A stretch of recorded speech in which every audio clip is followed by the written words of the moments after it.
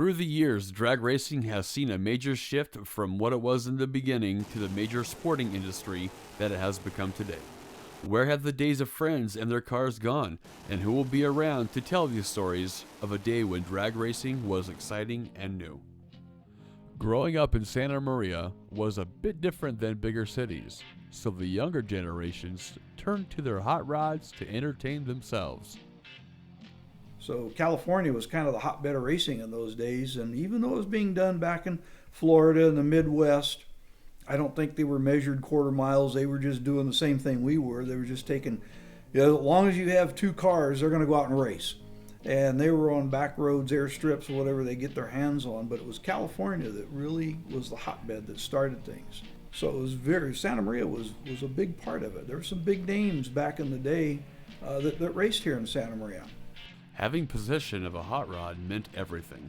It meant having a higher social status and getting invited to all the races. To have a nice looking car was very important, and back then what I had was what we call rat rods today. We just didn't call them those back then. It was half primered, half paint, and rattled and clattered, and I was working on it probably more than I drove it. But it was a way of life, when you could modify things. And today, because of smog rules, you can't do that. In the 1950s, certain areas pushed to make this pastime fun into legalized sporting events with registered racetracks and permits. They formed it in 1950. They started in 1950. Actually, I think started running in 51, if I'm not mistaken. But it was the third legal sanctioned drag strip in the United States. I believe Goleta was the first, Santa Ana, and then Santa Maria. That was to get the kids off the street because there was accidents happening, in those days, and cars weren't as well put together as they are today, and people were out hitting trees, rolling cars, and dying, and so they had to have a place to go.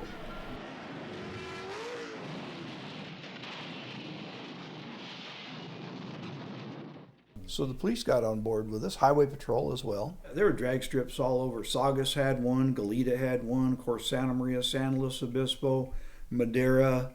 You just start working your way north, there was drag strips, Half Moon Bay.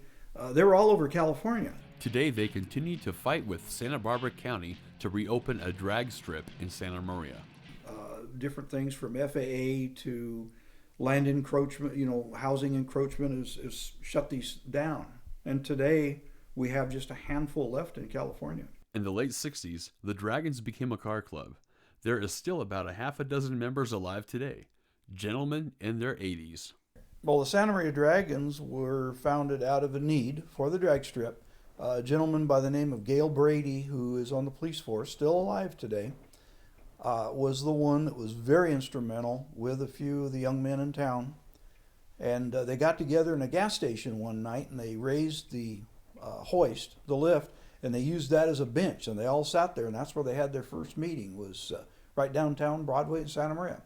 As for these gentlemen, they will carry their passions they have held on to, and the question remains, who will pass on these stories when they're gone?